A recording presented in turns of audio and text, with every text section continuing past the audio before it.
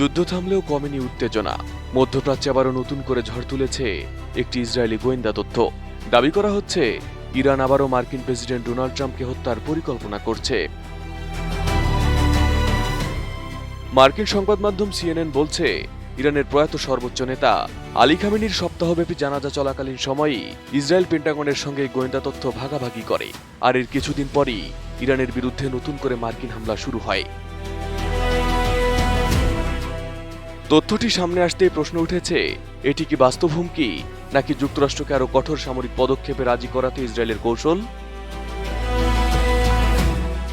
সিএনএনের প্রতিবেদনে বলা হয়েছে, ইসরায়েলের দেওয়া সতর্কবার্তায় ট্রাম্পকে হত্যার একটি নির্দিষ্ট ষড়যন্ত্রের ইঙ্গিত ছিল, যদিও মার্কিন গোয়েন্দা সংস্থাগুলো তখনও সেই তথ্য স্বাধীনভাবে যাচাই করতে পারেনি।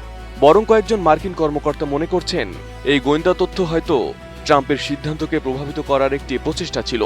কারণ তখন হোয়াইট হাউসের সামনে দুটি পথ খোলা ছিল, যুদ্ধ বাড়ানো অথবা যুদ্ধবিরতি ধরে রাখা। উন্নত মানের কাঁচামাল আরআইএল অ্যাঙ্গেল এন্ড চ্যানেল, এখন কাঠের দিন শেষ, আরআইএল এর বাংলাদেশ। এদিকে ট্রাম্প নিজেও দাবি করেছেন তিনি ইরানের লক্ষ্যবস্তু। ন্যাটো সম্মেলনে তিনি বলেন, তারা মার্কিন নেতাকে অর্থাৎ আমাকে সরিয়ে দিতে চায়। আমি তাদের তালিকার 1 নম্বরে আছি। I'm number 1 on the kill list for Iran. They're lovely people. I'm number 1. I may be gone too because I'm their number 1 target. It's out all over the place. I'm their number 1 because they're scum. তবে ট্রাম্পের বিরুদ্ধে ইরানের ক্ষোভ নতুন নয়। 2020 সালে আইআরজিসির শীর্ষ commander Kasem Soleimani নিহত হওয়ার পর থেকেই তেহরান প্রতিশোধের হুমকি দিয়ে আসছে। সাম্প্রতিক শোকানুষ্ঠানেও ট্রাম্প বিরোধী স্লোগান এবং তার মৃত্যু কামনা করে ব্যানার দেখা গেছে। এদিকে ইরানের বিরুদ্ধে যুক্তরাষ্ট্র ইসরায়েলের যুদ্ধে সম্প্রতি কিছুটা পিছু হটতে দেখা গেছে ওয়াশিংটনকে।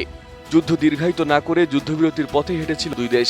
তবে যুক্তরাষ্ট্রের এই সিদ্ধান্ত মানতে পারছিল না ইসরায়েল। এক কথায় ইরান যুদ্ধ নিয়ে দুই নেতার অবস্থানে মতপার্থক্য তৈরি হয়।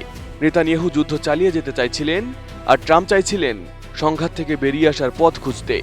এমনকি যুদ্ধবিরতিকে ওয়াশিংটনের পরাজয় বলে ট্রাম্পকে উস্কে দিচ্ছিল তেল আবিব। এর জেরে কিছুটা টানাপোড়েন তৈরি হয়েছিল ইসরায়েল যুক্তরাষ্ট্রের মধ্যে। তবে সেই সম্পর্ক আবার উষ্ণ হতে শুরু করেছে।